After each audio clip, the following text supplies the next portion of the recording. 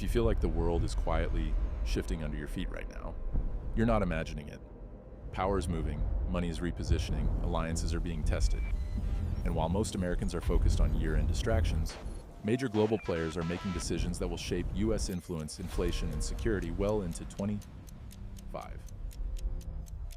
Tonight, let's slow this down and walk through what actually matters and why it matters to you. Let's start at home, because American power is still the central axis of the global system, whether people like it or not. The Biden administration is closing out 2024 trying to project steadiness abroad while managing growing skepticism at home. Washington's message right now is simple: contain risk, avoid escalation, preserve leverage. But behind that message, pressure is mounting. On the Ukraine front, the U.S. continues to signal long-term commitment without offering full NATO membership, a deliberate gray zone. Security guarantees are being discussed, but nothing that would legally obligate American troops. That tells you something important. Washington wants influence without irreversible commitments. In the Middle East, the U.S. posture remains defensive and reactive. Naval deployments are about deterrence, not dominance.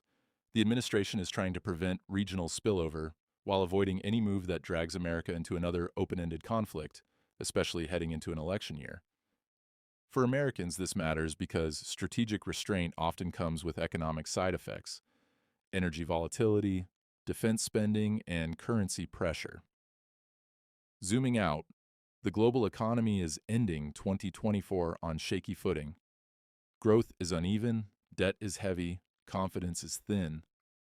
Europe is flirting with stagnation. China is struggling to reignite internal demand.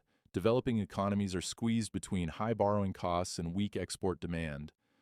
For Americans, the key issue here is inflation risk without growth. Energy prices remain sensitive to geopolitical headlines. Shipping disruptions, especially around key maritime routes, continue to quietly push costs higher. That feeds directly into consumer prices back home, even if it doesn't show up immediately on headlines. The Federal Reserve may be done hiking for now, but global instability makes rate cuts far more complicated than markets would like to believe. Let's talk BRICS, because you hear about it constantly, often with more hype than clarity. Yes, BRICS is expanding its membership. Yes, it's talking about alternative trade systems. Yes, it wants to reduce reliance on the US dollar. But here's the reality Americans need to understand: BRICS is not a unified bloc. China and Russia have very different priorities. India is balancing, not aligning. New members bring ambition, but also internal instability. The group agrees on one thing: limiting Western dominance. They disagree on almost everything else.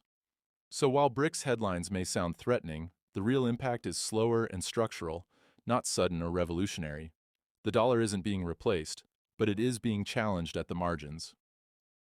That matters for Americans because marginal shifts still affect borrowing costs, trade leverage, and long-term monetary power. Europe is entering 2025 tired.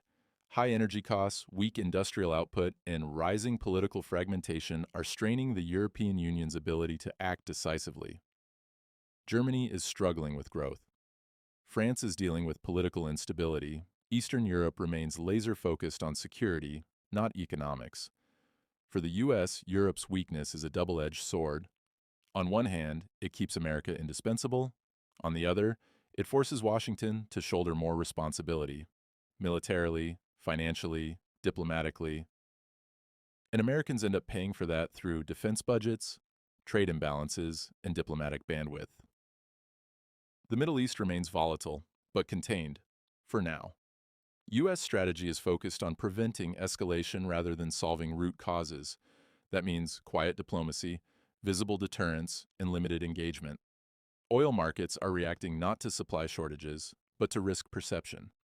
Every naval movement, every missile exchange, every diplomatic breakdown moves prices, even if nothing materially changes.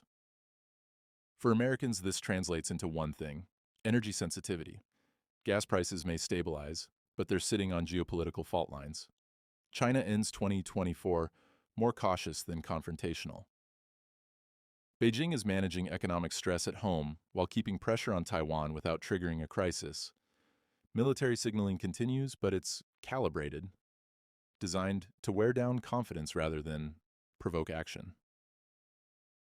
The U.S. response has been steady alliances, armed support, and presence without provocation.